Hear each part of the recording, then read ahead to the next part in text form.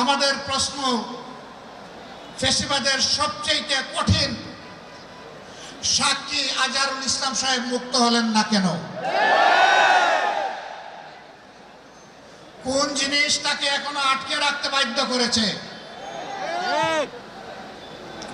কেন এই বৈষম্য? আমরা তো নিজের থেকেই অন্যান্য নেতৃবৃন্দের মুক্তির দাবি জানিয়েছিলাম, এই উদারতা আমরা দেখিয়েছিলাম, উদারতা আমরা দেখিয়েও যাব। কিন্তু আজহারুল ইসলাম সাহেব কবে মুক্তি হবেন সুস্পষ্টভাবে জানতে চাই সরকারের কাছে। আমরা তো চাইনি, কল্পনাও করিনি এইভাবে আমাদেরকে রাস্তায় নামতে হবে প্রিয় আজহার ভাইয়ের মুক্তির দাবিতে। আমরা বাধ্য হয়েছি। আমরা স্পষ্ট বার্তা দিতে চাই, তার মুক্তি না হওয়া পর্যন্ত এই সমাবেশ প্রথম নয়, শেষ নয়, সমাবেশ, বিক্ষোভ, আন্দোলন অব্যাহত থাকবে।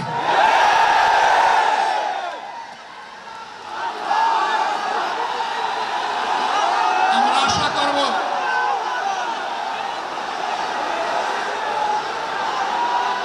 আশা করব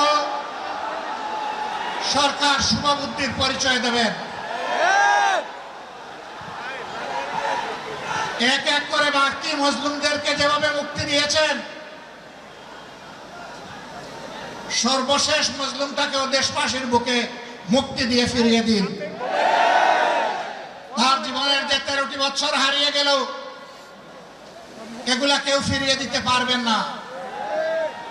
আর 13টি মিনিট তিনি জেলের ভিতরে থাকুন, আমরা তা চাই না। আমরা ভদ্র, কিন্তু আমরা বোকা নই। আমাদের ভদ্রতার এই উপহারকে কেউ যেন দুর্বলতা মনে না করেন।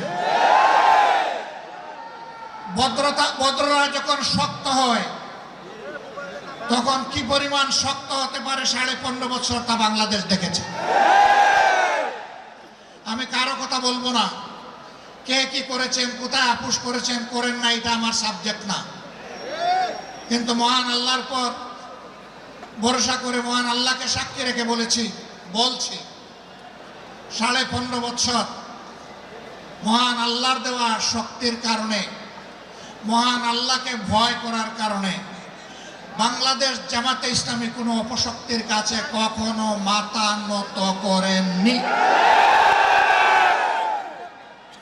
জীবন দিয়েছে, আপোষ করেনি।